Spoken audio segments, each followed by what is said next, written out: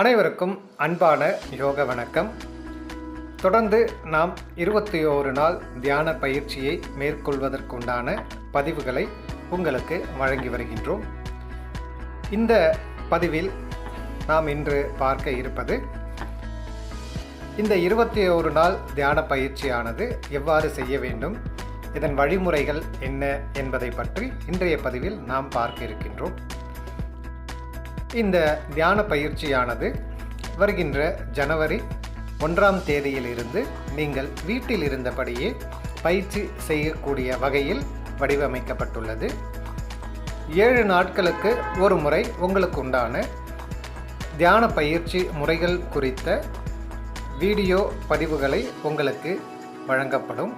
அதைத் தொடர்ந்து ஒரு முறைக்கு 2 முறை நீங்கள் நன்கு கவனித்து கேட்டவாறு நீங்கள் இந்த பயிற்சியை வீட்டில் இருந்தபடியே உங்களுக்கு சௌகரியமான நேரத்தில் இந்த பயிற்சிகளை நீங்கள் மேற்கொள்ளப் போகிறீர்கள். ஏனென்றால் நாம் ஒவ்வொரு புத்தாண்டிலும் ஒரு புதிய விஷயத்தை செய்ய வேண்டும் என்ற உறுதிமொழியை பிரக்ஞத்தை நாம் ஏற்படுத்தி கொள்வோம்.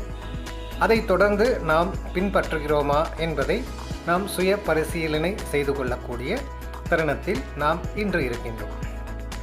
அதே போன்று வருகின்ற ஜனவரி முதல் நாளான ஜனவரி 1 புதன்கிழமையில் இருந்து இந்த பயிற்சியானது நாம் துவங்க இருக்கின்றோம்.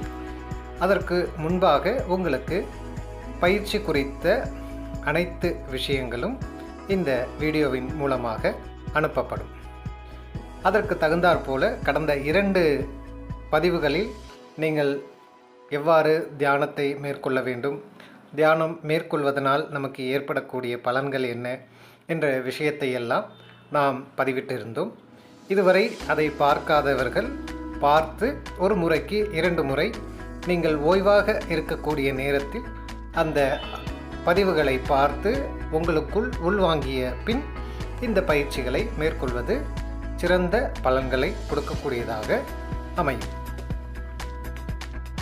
குறிப்பாக இந்த தியான பயிற்சி மேற்கொள்வதற்குண்டான தருணம் இது. ஏன் என்றால் இன்று உடல் ரீதியான உபாதைகளை தாண்டி உளவியல் ரீதியான உபாதைகள் அனைவருக்குள்ளும் ஆட்கொண்டுள்ளது. உளவியல் என்று கூறுகின்ற போது மனம் சார்ந்த பல விஷயங்கள் நமக்கு சில உடல் ரீதியான உபாதைகளில் கொண்டு வந்து விடுகிறது என்பதுதான் இன்றைய மருத்துவ ஆராய்ச்சிகளும் நமக்கு வழங்கக்கூடிய பாடமாக இருக்கிறது.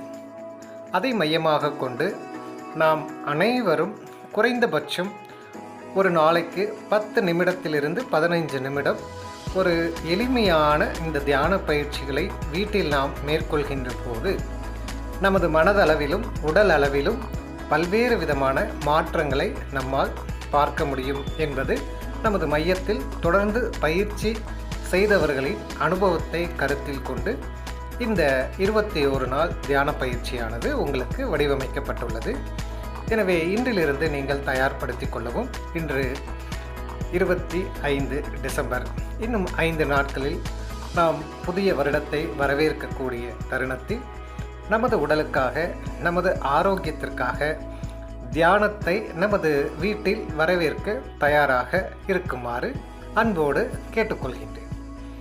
எனவே இனி வரும் பதிவுகளில் தியானம் குறித்த செய்முறைகளும், குறிப்பாக முதல் 7 நாட்களுக்கு நம்மளுடைய எளிய தியான முறைகளும், அடுத்து வரக்கூடிய 7 நாட்களுக்கு நமது எண்ணங்களுக்கு முக்கியத்துவம் தரக்கூடிய ஒரு தியான பயிற்சியும் உங்களுக்கு தொடர்ந்து வழங்கப்பட உள்ளது. அடுத்து வரக்கூடிய கடைசி 7 நாட்களில் நாம் மனதளவில் ஏற்படக்கூடிய மாற்றத்தை அடிப்படையாக கொண்டு நம் எண்ணங்களை சீர் செய்வது, எண்ணங்களை தெளிவாக்குவது, உடலை ஆரோக்கியமாக்குவதற்குண்டான தியான முறைகளை பார்க்க இருக்கின்றோம். தொடர்ந்து நமது பதிவுகளை பார்த்து உள்வாங்கி பயிற்சிக்கு தயாராகும்படி அன்புடன் கேட்டுக்கொள்கிறது ஸ்ரீரங்கம் விவேகானந்தா யோகா மையத்திலிருந்து முனைவர் சந்தான கிருஷ்ணன். மீண்டும் ஒரு பதிவில் சந்திப்போம். நன்றி, வணக்கம்.